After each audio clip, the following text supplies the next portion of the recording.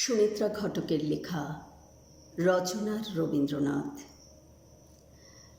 সাবানের ঠান্ডা গন্ধ, অবিরাম জল পড়ার শব্দ, আর স্নান করতে করতে আমার মায়ের খোলা গলায় নিজের মনে গেয়ে যাওয়া রবীন্দ্রসঙ্গীত। আমার কাছে রবীন্দ্রনাথ মানে এই সব। আমার কাছে রবীন্দ্রনাথ মানে 25শে বৈশাখের আনন্দ উৎসব নয়, 22শে শ্রাবণের ব্যথা নয়, বোলপুরের বিশ্বভারতী কিংবা জোড়াসাঁকোর ঠাকুরবাড়ি। কোথাও আমি তাকে তেমন করে পাই না যেমন পাই আমার মায়ের খোলা গলার গানে। তবে তাও যেমন তেমন কিংবা যখন তখন নয়। সন্ধ্যের অন্ধকারে ঘনিয়ে আসা শেষ বিকেলে মা যখন অফিস থেকে ফিরে স্নান ঘরে শুদ্ধ হতে যায়, ঠিক তখন। আমার মা কখনো গান শেখেনি। কেন শেখেনি? এমন গলা। মা বলে, রবি ঠাকুরের গান তো তানের নয়, প্রাণের, তাই। আসলে তার মুখেই এমন কথা মানায়, কারণ বাড়ির পরিবেশ থেকে পাওয়া শিক্ষাই মাকে তৈরি করে দিয়েছিল। আর শেখার দরকার কি, কথা বলেন আমার বাবা। আমার মা যখন তার প্রাণীর গান গাইতে থাকে, তখন জলের ঝিরঝিরে শব্দগুলো যেন সহস্র বীণা হয়ে গানের কথাগুলোকে সুরের সঙ্গে একাকার করে দিয়ে আমার শরীরে ঢুকে যায়। আমি তখন বুঝতে পারি এখন আমার আর রক্ষা নেই, এখন আমি আর কিছুই করতে পারবো না, শুধুই শুনে যাওয়া ছাড়া। তাই মা কলঘরের দরজা বন্ধ করলেই আমি বাইরে কান পাতি। আমি কিন্তু সব শব্দের অর্থ বুঝি না। সেদিন মা গাইছিল, যা হারিয়ে যায় তা আগলে বসে রইব কত আর, আর পারিনে রাত জাগতে, হে নাথ ভাবতে অনিবার। অনিবার শব্দের অর্থে এসে আমি হোঁচট খেয়েছিলাম। আর মাও বোধহয় সব কথাগুলো জানা না থাকায় ঘুরে ফিরে ওই দুটো লাইনই গাইছিল। ফলে অর্থ বুঝতে না পারার যন্ত্রণায় আমি ছটফট করছিলাম। মাকে জিজ্ঞেস করতেই মা বলল, এবার তোমার ক্লাস 6 হলো, সব কথার অর্থ জানতে চাইবে না, নিজে আবিষ্কার করার চেষ্টা করো, ভাবো, আরও ভাবো। আমি ভাবতে থাকি, ভাবতেই থাকি, কুল কিনারা পাই না। মা বলে, তুমি সত্যিই ভাবছো, একটু না থেমে? আমি বলি, সত্যিই ভাবছি, নন স্টপ। মা বলল, নন স্টপ ভাবতে পারছো আর ভাবতে অনিবার এত কঠিন হলো বোঝার পক্ষে?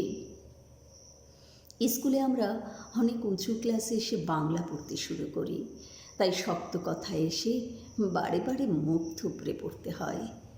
কিন্তু আমার মায়ের গান আর রবীন্দ্রনাথ, এই দুই মিলে আমার স্টকে এখন অনেক বাংলা শব্দ। সেই অর্থে রবীন্দ্রনাথ কিন্তু আমার মাস্টার মশাই, এমনকি আমার ডিকশনারিও। কিন্তু শুধুই তা নয়, রবীন্দ্রনাথ আমার কাছে আরও অনেক কিছু। আমার মায়ের একটা প্রিয় গান, কাঁধালে তুমি মোরে ভালোবাসারই খাই। দু একদিন পরে পরেই মার মুখে গানটা শুনতে শুনতে এই গানটা আমার কাছে এমন আপনার হয়ে গেছে যে এর যে আলাদা কোনো মানে থাকতে পারে তাই আমি জানতে পারিনি কখনো, তাই তা জানতেও চাইনি। কিন্তু সেদিন হঠাৎ, যেদিন বিকেল হতে না হতেই অন্ধকার ঘনিয়ে এলো, আমাদের একরত্তি বাগানের কচি কচি গাছগুলো ভেজা ভেজা বাতাসে উথাল পাথাল হতে থাকলো। আর আমার কেবলই মনে হতে লাগলো, নিবিড় বেদনাতে পুলক লাগে গায়ে এই কলিটি। হঠাৎ মনে হলো, প্রচণ্ড ঝোড়ো বাতাসে গাছগুলি তো এখনই ছিঁড়ে ছুটে যাবে, তবু যেন ওরা দারুণ আনন্দে আছে। সেই প্রথম বুঝলাম, কান্নার সঙ্গে ভালোবাসার একটা নিকট সম্পর্ক আছে, গভীর দুঃখের সঙ্গে আনন্দের। গাছেদের ভালো লাগা, চারপাশের প্রাকৃতিক উল্লাস আর আমার বুঝতে পারার ভালো লাগায় কতক্ষণ আমি বন্ধ হয়ে জানলার ধারে দাঁড়িয়েছিলাম জানি না। হঠাৎ চমক ফিরল যখন প্রথম বুঝতে পারলাম আমার ভীষণ কষ্ট হচ্ছে, ভীষণ কি যেন একটা ব্যথা আমার গলার কাছটা চেপে ধরেছে। এরই মধ্যে ঝমাঝম বৃষ্টি শুরু হয়ে গেল। আমার কষ্ট, আমার ভালো লাগা সব কিছুকে ছাপিয়ে বৃষ্টির ধারা সারা শরীরে ঝাপটায় ভিজিয়ে দিয়ে গেল। জলের ছাঁট থেকে খড়দড় বাঁচাতে কখন যে মা জানালা বন্ধ করতে শুরু করেছে টেরই পাইনি। টের পেতেই জানতে চাইলাম, অভিসার মানে কি মা? মা বলল, অভিসার আবার কোথায় পেলে? কেন, তোমার গানে? আমার গানে অভিসার? ও, তোমারও অভিসারে যাব অগম পারে? হ্যাঁ, ওখান থেকেই। অভিসার মানে যাওয়া, কিন্তু যাওয়া ততটা নয় যতটা যেতে চাওয়া বলেই মা তার খড়দড় গোছাতে কোথায় যে উধাও হলো। গমন মানে যদি যাওয়া হয়, তাহলে অগম মানে যেখানে যাওয়া যায় না। আর অগম শব্দটার মানে বুঝতেই আমার অভিসারের যেতে চাওয়া আর যেতে পারা আমার কাছে পরিষ্কার হয়ে গেল। বুঝলাম কেন পরাণে বাজে বাঁশি আর নয়নে বহে ধারা। বুঝলাম দুঃখের মাধুরী মানে ভালো লাগা দুঃখ। আরও বুঝলাম সব কেড়ে নিয়েও কেউ কিছুতেই ছাড়ে না। আবার যার কেড়ে নেওয়া হলো তার মনও সরে না যেতে।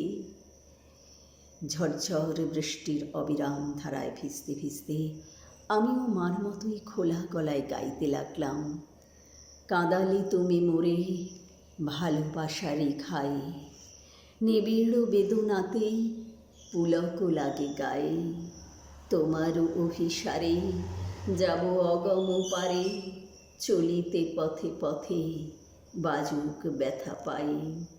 পরাণে বাজে বাঁশি নয়নে বহে ধারা, দুঃখের মাথুরী রে করিলে দিশে হারা, সকলে নিবে কেড়ে দিবে না তবু ছেড়ে, মন সরে না যেতে ফেলিলে একই দায়ে। জানালায় চোখ পড়তেই দেখি আমার মতো করে মা আমার গান শুনছে। চোখাচোখি হতেই বলল, ঢের হয়েছে, উঠে এসো এবার। সপসপে ভিজা জামায় ঘরে ঢুকেই দেখি বাবা ফিরে এসেছেন কখন। বললেন, বৃষ্টিতে ভিজতে ভিজতে বর্ষার গান এলো না মনে? বাবাকে কি করে বোঝাই অভিসার শব্দের মানেটুকু এখন আমি জানি। আজই জেনেছি ভালোবাসার আঘাতে কেমন করে কাঁদা যায়। এইসব নিয়েই